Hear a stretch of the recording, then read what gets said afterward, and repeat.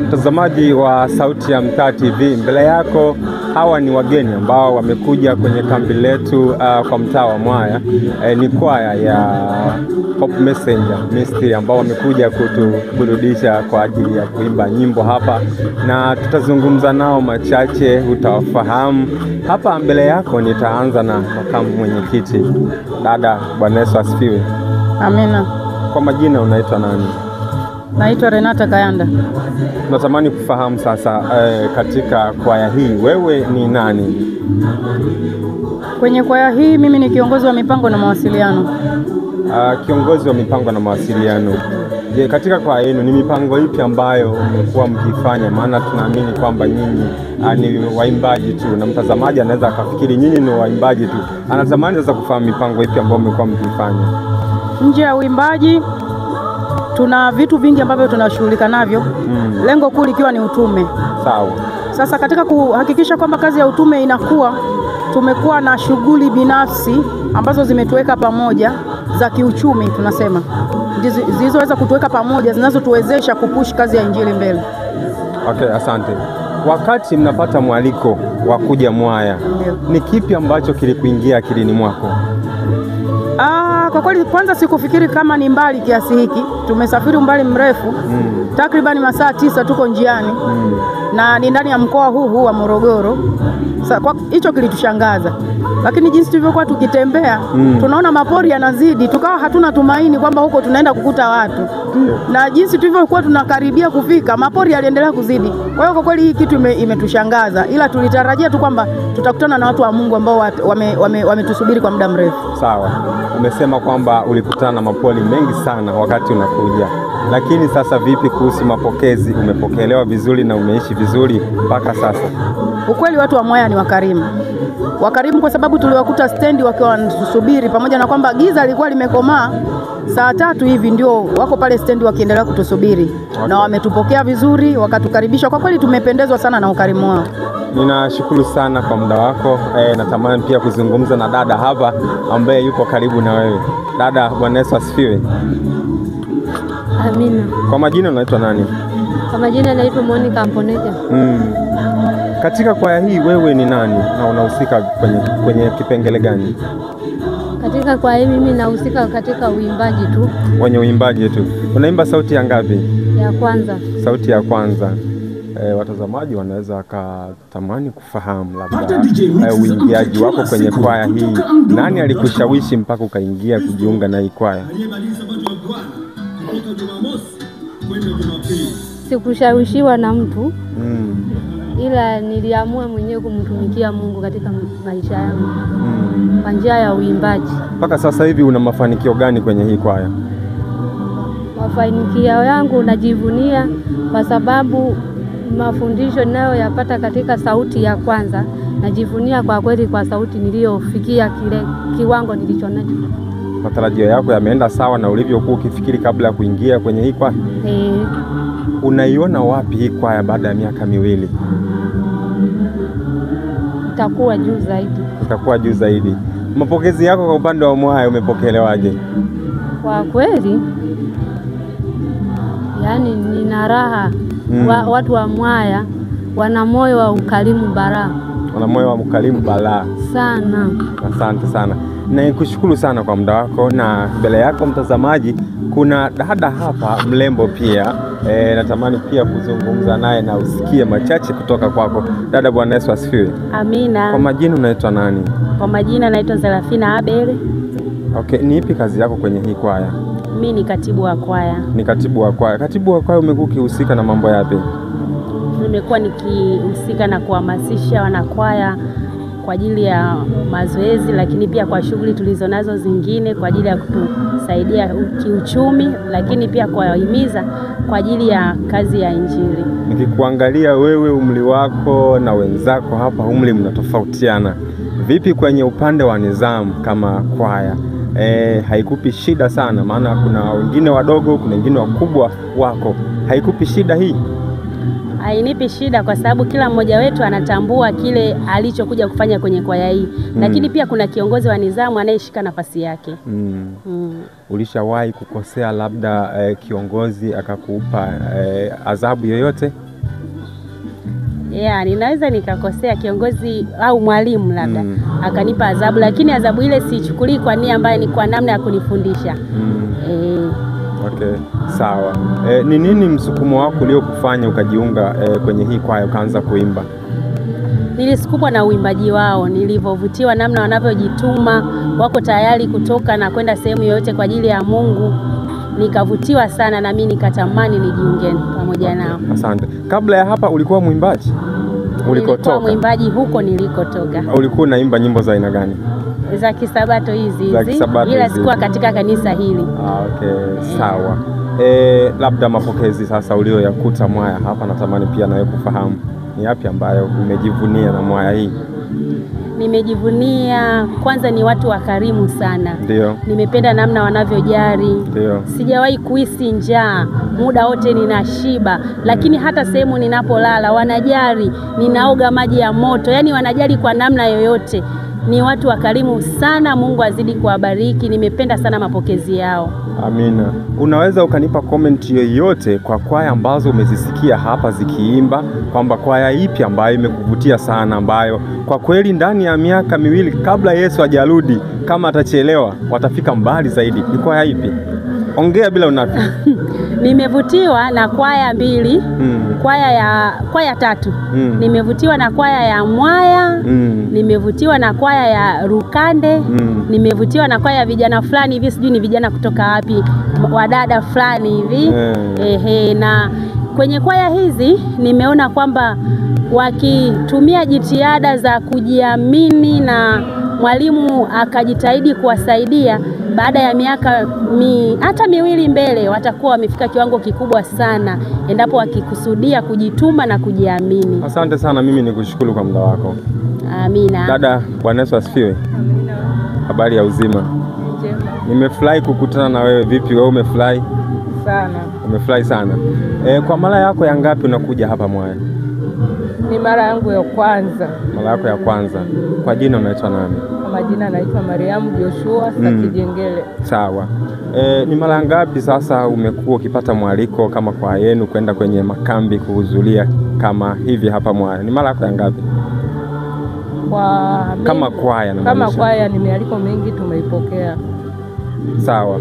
Ulipokuja mwaliko wa Mwaya, kipi ambacho ulianza kuwaza akilini mwako? Nilichowaza akilini mwangu, nilijua labda Mwaya ni sehemu mjini fulani. Ndio. Lakini tulipokuwa tunakuja kaona ni mazingira ambayo hapo kijijini sana kabisa. Sio kijijini, ni kama tumepata tour fulani pia. Okay, sawa. Kusimulia katika historia yetu. Aha. Kipi ambacho utaondoka nacho ukasimulie nyumbani cha watu wa Mwaya? Kitu ambacho tutaenda kusimulia kwa watu wa Mwaya, kwanza ni wakarimu. Yes. Na pia ni watu ambao wanapenda kuuliza mnapenda nini. Kama kwa upande wa chakula nauliza mtapenda kula nini na nini. Lakini katika barazi pia tumekarimiwa kwa ukarimu wa hali ya juu. Okay, asante sana. Nikushukuru kwa muda wako. Mbele yangu mtazamaji, nina mkaka hapa ambaye pia yupo ndani ya hii kwaya. Kaka, habari ya saizi? Salama. Kwa majina unaitwa nani? Kwa majina naitwa Abel Samuel Matias Kishiwa. Okay, sawa. Naona mbele uko na mtoto, ni mwanao huyu? Hapana. Sio mwanao. Nini siri ya kuwa karibu na huyu mtoto na wakati sio mwanao? Siwezi jua sababu nini, lakini the way tunavyoishi na watoto, kea yao, wenda labda ni mazoea tu, pengine kanizoea ndio maana nakuwa karibu na mimi. Sawa. Kwenye kwaya iwe nani? Mimi ni mwimbaji wa sauti ya kwanza, ya pili, ya tatu hata ya nne. Yeah. Ulifanikiwa vipi kuimba sauti zote hizo, sauti ya kwanza, ya pili, ya tatu, ya nne? Siri yake ni nini hasa? Siri yake siwezi kusema sana na siwezi kujivunia kwa nini naimba sauti zote hizi. Bali ni jambo la kumshukuru Mungu, ni karama pia ambayo amenipatia, naweza kuimba zote hizo. Sawa. Kwa kikundi naimba sauti ya tatu. Ni wapi sasa unaiona kwaya yenu? Maana nilizungumza na mwenyekiti wenu akaniambia mna muda mfupi sana, lakini mmeanza kupokea mialiko mikubwa kuja kuimba kwenye makambi. Lakini licha ya hapo mnaimba vizuri sana. Unaiona wapi kwaya baada ya miaka miwili? Kwa miaka miwili ijayo naiona iko mbali sana. Iko mbali sana, itafika mbali, iko juu kwa hali ya kiwango chake. Asante, nikushukuru sana kwa muda wako na Mungu akubariki sana. Asante, nashukuru. Mtazamaji, nina binti hapa ni mdogo sana katika hii kwaya. Baadaye takuja kumalizia na mwenyekiti, tukashangaa nimemluka kwa nini, huyu atahitimisha. Nina binti hapa ni mdogo sana katika umri. Kwa majina unaitwa nani? Kwa jina naitwa Catherine Manyagi. Shule umemaliza mwaka gani? Shule ya sekondari. Bado sijamaliza. Bado nasoma. Kwa hii likizo umetumia fursa ya kuja kufanya utalii mwana? Hapana, tujafunga shule, nimeomba ruhusa. Umeomba ruhusa. Okay, Mungu akubariki sana kwa kujali kumtumikia Mungu. Kwenye kwaya hii unaimba sauti ya ngapi? Sauti ya pili. Sauti ya pili. Kipi ambacho kilikusukuma kuja kuimba hii kwaya? Nilipenda namna ya uimbaji, lakini pia nilipenda na mimi niimbe. Wewe ni mdogo sana kwenye hii kwaya. Hujawahi kuonyeshwa hali labda ya kudharauliwa, labda ya kushushwa, ya kujiona kama hauna thamani? Hapana. Uongozi uko vizuri? Au unaogopa kuzungumza? Hapana, ndio ukweli. Sijawahi kuexperience. Nikushukuru sana kwa muda wako. Dada, Bwana Yesu asifiwe. Amina, Bwana Yesu asifiwe. Amina sana. Kwa majina unaitwa nani? Kwa majina naitwa Tinieli Gadi. Wewe ni nani kwenye hii kwaya? Mimi ni mkuu wa kiroho katika hii kwaya. Mkuu wa kiroho kwenye hii kwaya, umekuwa ukishughulika sana na nini? Nilikuwa nashughulika sana na mambo ya kiroho kwa jumuiya yetu nzima hii katika kundi letu hili lote. Masharti na vigezo mtu anapotakiwa kuingia kwenye hii kwaya, anatakiwa azingatie vitu gani kwa upande wa kiroho? Kwanza kabisa anatakiwa azingatie mambo ya nidhamu. Ndio. Tofauti na hapo, mtu anayemjua Mungu sana. Wewe ni mtu anayemjua Mungu sana. Unapozungumzia kumjua Mungu sana unamaanisha nini? Maana kuna kujua Mungu kumbe kawaida, afu kuna kujua sana. Maana kumjua sana Mungu maana yake ni kujikita ndani zaidi katika maandiko matakatifu ya neno la Mungu. Okay, sawa. Ulipokuja Mwaya, mapokezi uliyopokelewa ni yale ambayo uliyatarajia kwenye akili yako kabla hujafika? Matarajio ni mazuri. Matarajio uliyotarajia ndio uliyoyafika, ukayakuta hapa yanaendelea. Neno la mwisho kwa watu wa Mwaya wanaokutazama. Kwa kweli neno la mwisho la kuambia ni kwamba watu wa Mwaya tunawapenda sana na tunawathamini na Mungu awasaidie. Okay, asante. Nikushukuru sana. Mtazamaji, mbele yako niko na mdada hapa pia, mdada mlembo, macho manne kama unavyomuona, simsingizii jinsi unavyomtazama, na amewaka kweli kweli. Dada, Bwana Yesu asifiwe. Amen. Kwa majina unaitwa nani? Naitwa Esther Maganga. Esther Maganga. Kwenye hii kwaya wewe ni nani? Mimi ni mkuu wa mavazi. Wewe ni mkuu wa mavazi. Kitu gani ambacho kwenye mavazi huwa mnazingatia zaidi kwa mwimbaji? Tunazingatia mwimbaji awe na sare, awe nadhifu, awe smart. Mwimbaji akikosa sare amekosa sifa ya kumtumikia Mungu? Hapana. Sasa unazingatia sare kwa kigezo kipi sasa? Akikosa sare, kukiwa na tukio ambalo yani kwamba sio kwamba kama ana sare hawezi kuimba kwa wakati huo. Ataimba lakini baadaye atatafuta.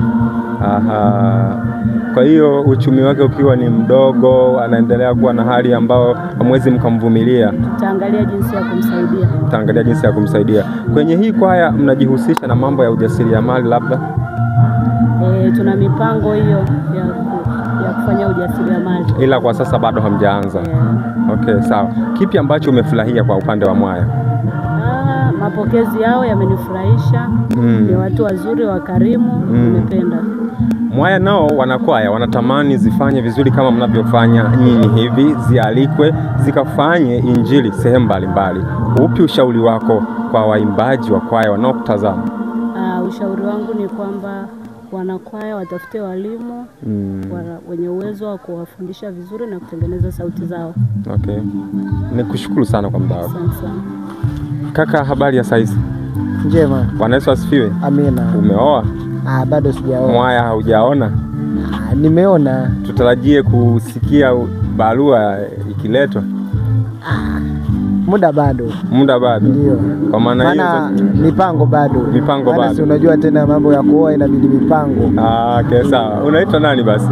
Mimi naitika ukiniita Joseph Charles Nchimbi. Joseph Charles Nchimbi. Charles Nchimbi. Ndio. Una umri wa miaka mingapi? Mimi nina umri wa miaka 20. Miaka 20 kwa kweli bado sana. Natamani kufahamu sasa, kwenye hii kwaya wewe ni nani? Kwenye hii kwaya mimi ni mwimbaji. Wewe ni mwimbaji? Ndio. Tangu jiunge na hii kwaya, mafanikio yapi ambayo umeyapata mpaka sasa hivi? Mafanikio yake ni kwamba kuwa mwaminifu kwa Mungu, maana lakini pia nikiwa kama ni kijana muda mwingine unajua tena vijana wanajihusisha na mambo mengi. Kwa mfano kama vile kukaa vijiweni.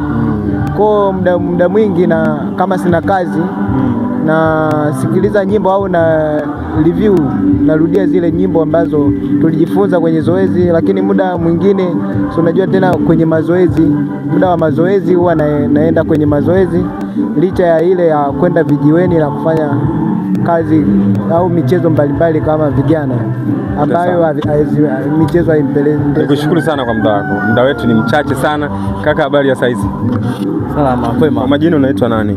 Naitwa Amos Barisa. Wewe ni nani kwenye hii kwaya? Mimi ni mwalimu pia mwimbaji wa sauti ya tatu. Mwalimu na mwimbaji wa sauti ya tatu. Unapata muda gani kuweza kubalance hivi vitu, kuimba sauti ya tatu na kufundisha? Kwa sababu kwenye kwaya kuna waimbaji pia wa sauti ya tatu. Kwa hiyo mimi ni mfundishaji. Kwa hiyo napata muda wa kutosha, kwa sababu ninapokuwa nafundisha huenda ya tatu anaimba hivi, lakini huku nashughulika na sauti ya kwanza ya pili. Sawa. Kwa hiyo jambo la mwisho la ushauri kwa wanakwaya wa hapa Mwaya, unawashauri nini? Cha kuwashauri ni kwamba waongeze bidii, lakini pia watafute walimu wenye uzoefu zaidi watakao wapushi kutoka hapa walipo na kuelekea sehemu nyingine. Mungu akubariki sana. Hapa naenda kwa mwisho kabisa. Hapa ni mwenyekiti wa hii kwaya, analo neno moja tu la kuzungumza, awashauri wanakwaya wa mtaa wa Mwaya. Ana kipi cha kuwashauri? Nimezungumza naye mambo mengi sana, ila natamani kusikia sasa ushauri kwake. Karibu sana mkuu. Asante sana. Cha kuwashauri watu wa Mwaya ni kubaki tu sasa kujipanga kwamba kufikia malengo na mipango na mikakati kwa ajili ya programu hii ya uimbaji, ili kila kwaya iimbe katika ustadi ule mzuri, ubora, na hata hivyo sasa pamoja na hayo na mipango mingine kwa ajili ya maendeleo ya kwaya, ikiwa ni pamoja na uchumi. Kwa hiyo mambo yote haya, baada ya uimbaji, kuimba vizuri na uchumi, inafanya kwaya zinanyanyuka kutenda kazi katika kiwango kilicho bora. Asante sana. Mimi nikushukuru sana. Mtazamaji